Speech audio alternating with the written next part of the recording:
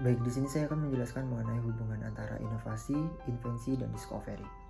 Inovasi merupakan suatu perubahan yang akan menuju ke arah perbaikan. Invensi adalah penemuan yang benar-benar baru atas hasil kreasi manusia. Dan yang terakhir ada discovery. Discovery merupakan penemuan yang sebenarnya udah ada namun belum diketahui banyak orang. Sudah dijelaskan bahwa inovasi merupakan suatu perubahan yang akan menuju ke arah perbaikan, maka dari itu dalam modernisasi ini sangat berkaitan karena di dalam modernisasi ini merupakan suatu proses masyarakat tradisional dalam menuju ke arah modern. Adapun macam-macam bentuk inovasi pendidikan, salah satunya adalah sistem kurikulum berbasis kompetensi, yang mana memiliki tingkat efektivitas kegiatan belajar mengajar, penilaian, dan pemberdayaan sumber daya pendidikan untuk mengembangkan sekolah. Karakteristik yang dimiliki kurikulum berbasis kompetensi ini ialah untuk mengembangkan peserta didik dalam kecakapan hidup, yang artinya mengembangkan potensi siswa sesuai dengan karakteristik emosional dan spiritual. Salah satu elemen yang masuk pada kurikulum berbasis kompetensi ini adalah elemen sistem sosial. Mengapa demikian? Karena di elemen sistem sosial ini adalah sasaran bagi inovasi, karena mereka dapat menerima atau menolak sebuah inovasi.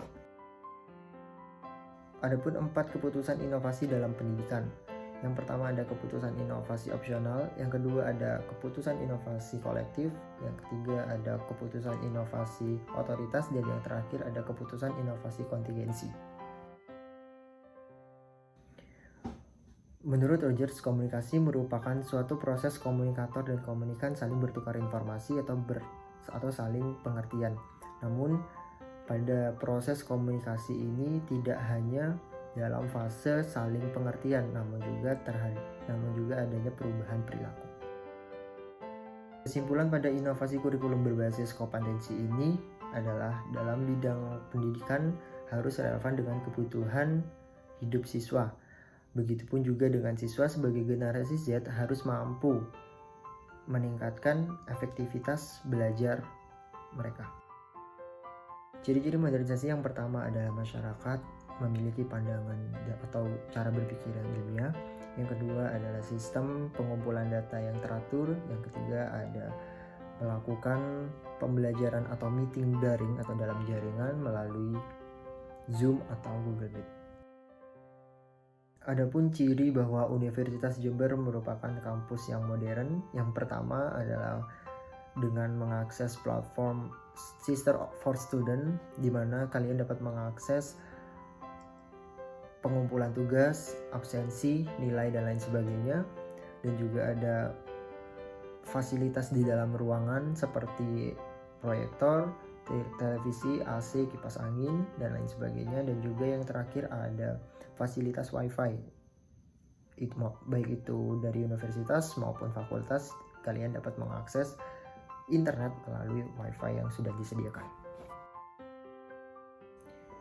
Model inovasi yang saya ambil adalah bottom up model dengan program kegiatan pendidikan luar sekolah, yaitu lembaga kursus dan pelatihan. Dengan bottom up model bertujuan mempelajari melalui dasar atas pendidikan dan mampu memberikan jawaban atas masalah yang telah dihadapi oleh warga belajar.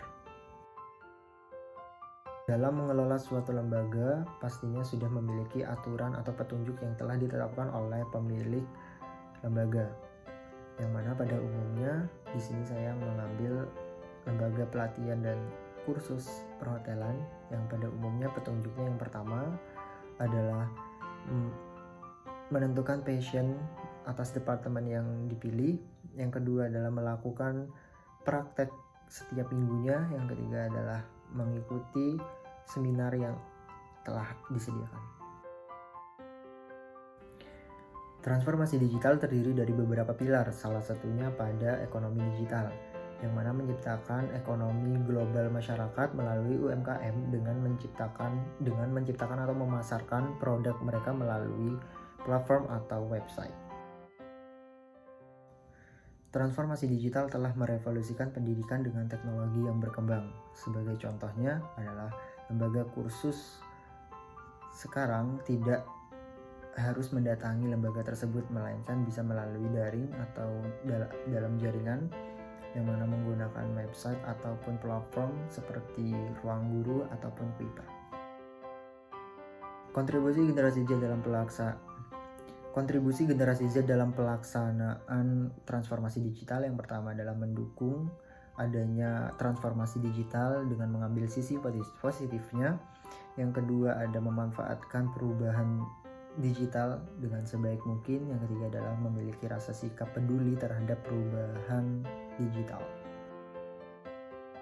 4 pilar transformasi digital, yang pertama infrastruktur, yang kedua pembangunan ekonomi, yang ketiga pembangunan masyarakat, dan yang terakhir ada pembangunan tata kelola pemerintah. Faktor pendukung pada 4 pilar tersebut, yang pertama penggunaan internet yang terus meningkat, yang kedua berkembangnya platform digital, yang ketiga adalah penggunaan smartphone di kalangan tua maupun muda.